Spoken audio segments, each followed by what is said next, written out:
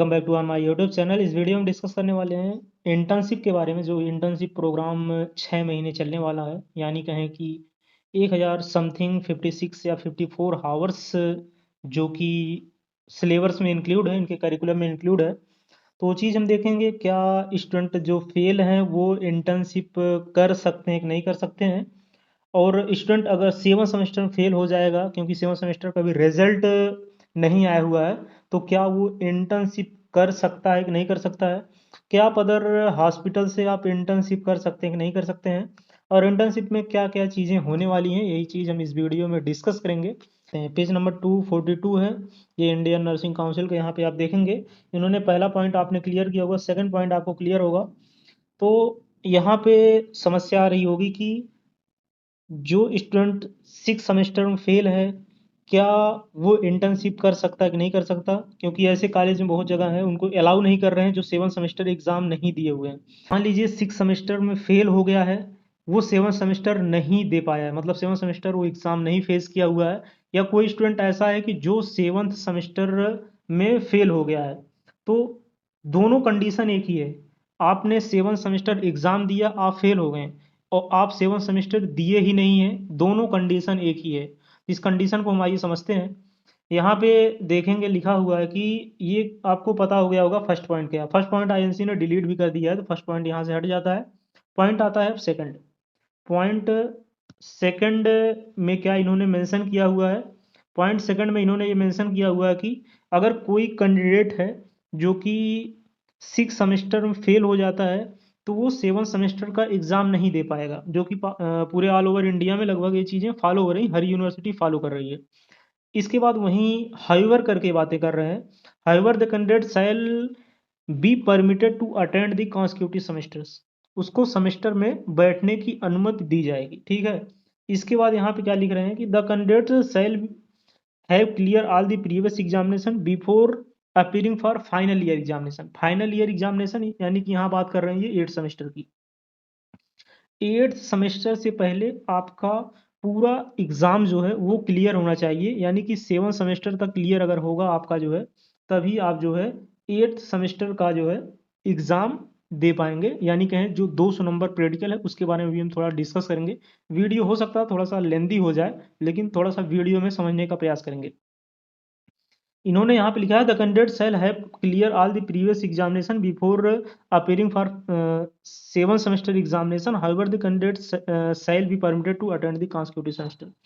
Attend the consecutive semesters में इसमें 8 semester की बात कर रहे हैं, जिसको इंटर्नशिप नाम से जो है आईएनसी ने अपने इसमें मेंशन किया हुआ है करिकुलम में। तो इंटर्नशिप आप कर सकते हैं, इंटर्नशिप आप कर सकते हैं अपने बैच के साथ ही। नर्सिंग में कुल मिला जुला के हमने कई वीडियो में फोकस किया हुआ है कि नर्सिंग में ऐसा सिस्टम नहीं है कि इसमें जो है आप जूनियर के साथ बैठ के पढ़ेंगे या जूनियर के साथ जो है इंटर्नशिप करेंगे। इसमें पूरा अपने बैच के साथ फॉलो करेंगे, रूल्स रेगुलेशन जो भी चीज़ें हैं इंटरनल वगैरह सब बैच के ही साथ देंगे।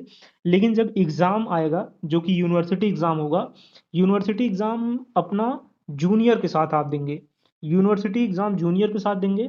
बाकी जो इंटरनल से सारी चीज़ें हैं ये सब अपने बैच के ही साथ जो है देते हुए चलेंगे, क्योंकि आपका पूरा डाटा यहाँ क्लियर रहेगा। इसके बाद जब जूनियर का एग्ज़ाम होगा तो उसके साथ देंगे, तो आपका जो है ये भी चीज़ें क्लियर हो जाएंगी। तो आशा करते हैं ये चीज़ क्लियर हो गई होगी कि इंटर्नशिप अपने बैच के ही साथ आपको करनी है, जूनियर वगैरह के साथ नहीं करनी है। अगर आपके टीचर्स को या प्रिंसिपल्स को नहीं समझ में आ रहा है, तो उनको जो है ये आप दिखा सकते हैं पेज नंबर 242। हालांकि हमारे पास काफ़ी बच्चे कॉल किए थे, प्रिंसिपल्स वगैरह नहीं समझ रहे हैं, उनको चीज़ें जो है क्लियर नहीं हो पा रही हैं। तो अगर ऐसी चीज़ें क्लियर नहीं हो पा रही हैं तो ये उनका फॉल्ट है, ये हमारा और आपका फॉल्ट नहीं है। वो कॉलेज चला रहे हैं, किस हिसाब से कॉलेज चला रहे हैं, क्या एडमिनिस्ट्रेटिव के बारे में सही तरीके से जान रहे हैं कि नहीं जान रहे हैं, ये भी सारी चीज़ें होती हैं। बहुत कॉलेज ऐसे चल रहे हैं जो कि ऐसे ही टीचर चल रहे हैं, उनको एडमिनिस्ट्रेटिव के बारे में बहुत चीज़ें पता ही नहीं है। तो ऐसी सब चीज़ें उत्तर प्रदेश में चल रही हैं, प्राइवेट में भी चल रही हैं, इवन गवर्नमेंट में भी ये चीज़ें चल रही हैं। लेकिन गवर्नमेंट में फ़िलहाल ठीक ठाक काम करते हैं, क्योंकि जानते हैं उनके ऊपर प्रेशर होता है, ऊपर से दबाव आएगा, गलत चीज़ें नहीं कर पाते हैं। 234 पे इन्होंने इंटर्नशिप के बारे में 8 सेमेस्टर के बारे में यहाँ पे भी इन्होंने जिक्र किया हुआ है। इसको हम थोड़ा सा एक बार देखते हैं यहाँ पे इन्होंने क्या लिखा हुआ है। यहाँ पे इन्होंने बस इतना मेंशन किया हुआ है कि 22 वीक आपकी ड्यूटी लगेगी, वैकेशन आपको 1 वीक की मिलेगी, हॉलीडे आपको 1 वीक की मिलेगी। इसके बाद एग्जामिनेशन एंड प्रिपरेटरी जो है हॉलीडे आपको जो है ये 2 वीक मिलेगी। ये इन्होंने पेज नंबर 234 पे मेंशन किया हुआ है। इसके बाद इन्होंने जिक्र यहाँ पे किया हुआ है इंटर्नशिप प्रोग्राम के जो है बारे में। इंटर्नशिप प्रोग्राम के बारे में यहाँ पे इन्होंने डिटेल में थोड़ा सा डिस्कस किया हुआ है, कहाँ कहाँ जो है ड्यूटी लगेगी। कम्युनिटी हेल्थ नर्सिंग एरियाज़ में लगेंगी, एडल्ट हेल्थ नर्सिंग एरियाज़ में लगेंगी, जहाँ पे चाइल्ड वगैरह पेशेंट होंगे वहाँ पे भी लगेगा।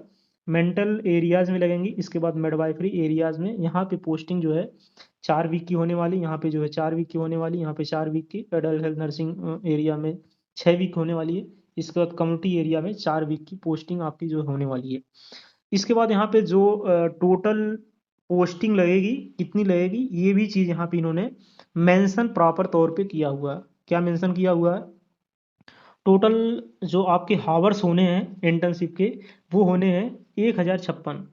यानी कि अगर हम बात करें तो एक दिन में आपको जो है 8 घंटे ड्यूटी करनी है। 6 दिन ड्यूटी करनी है, 8 घंटे ड्यूटी जो है आपको जो है 8 हावर्स पर डे आपको जो है इस हिसाब से ड्यूटी करनी है, 8 हावर्स पर डे।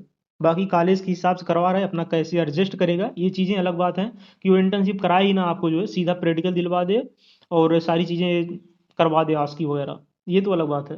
लेकिन जो आईएनसी के सिलेबस में मेंशन ये चीज़ यहाँ पे मेंशन है। वहाँ पे आप देखेंगे 5 फैसिलिटीज़ एरिया में आपकी ड्यूटी लगेगी। यहाँ पे इन्होंने क्या लिखा हुआ है, इंटरनल असेसमेंट आपके होने हैं, जो कि क्लिनिकल परफॉर्मेंस इवेल्युएशन होगा।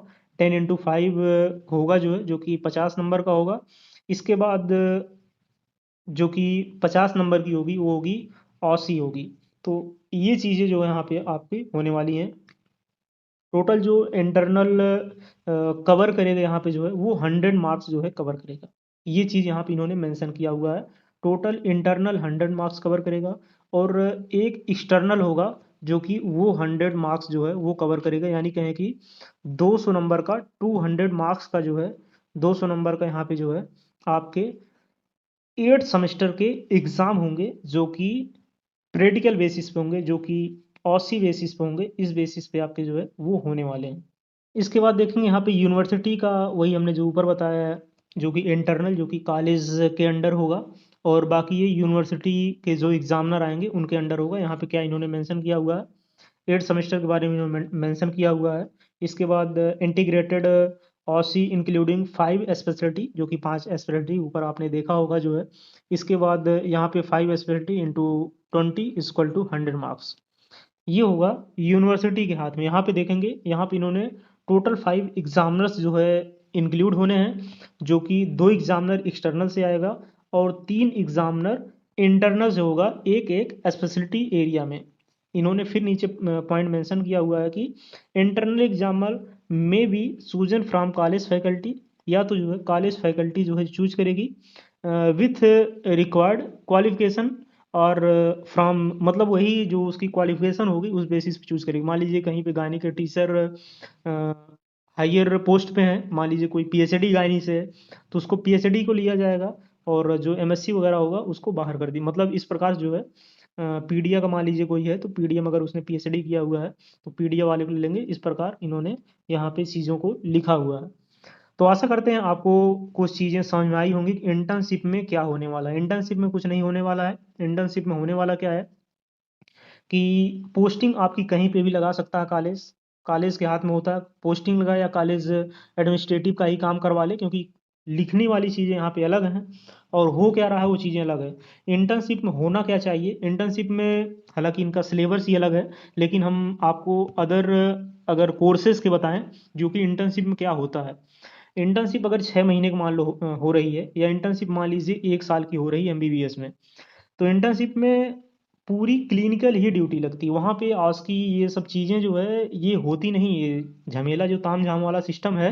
200 नंबर का अगर आप एग्ज़ाम करवा रहे हैं लास्ट में, तो एग्ज़ाम तो इस प्रकार से तो इंटर्नशिप है ही नहीं, एक प्रकार से वो सेमेस्टर है जो कि आपको पूरा करना है, क्लिनिकल बेस्ड है। और वही जो क्लिनिकल बेस्ड आप जिस स्पेशलिटी एरिया में करेंगे, जो आप सीखेंगे, वही उसका एग्ज़ाम होगा। इस प्रकार जो है इनका क्राइटेरिया, इस प्रकार फंडा है। हालांकि अदर कोर्सेज में ऐसा नहीं है कि इंटर्नशिप में पूरा इंटर्नशिप ही चलती है, इसके बाद कोई एग्ज़ाम नहीं होता है, और सीधा आप जो है नोड्यूस करा सकते हैं। इंटर्नशिप कंप्लीट होने के बाद इंटर्नशिप कंप्लीट सर्टिफिकेट मिल जाती है, इंटर्नशिप कंप्लीट सर्टिफिकेट एनसीसी मिल जाती है। और इसके बाद जो है CC course complete certificate triple C CCC मिल जाती है और एनसीसी मिल जाती है। लेकिन नर्सिंग में थोड़ा सा अलग क्राइटेरिया है, अपना अलग फंडा है। जो भी हमने चीज़ें आपको क्लियर करने का प्रयास किया, Instagram, Telegram, WhatsApp link description में, उसको भी आप ज्वाइन कर सकते हैं।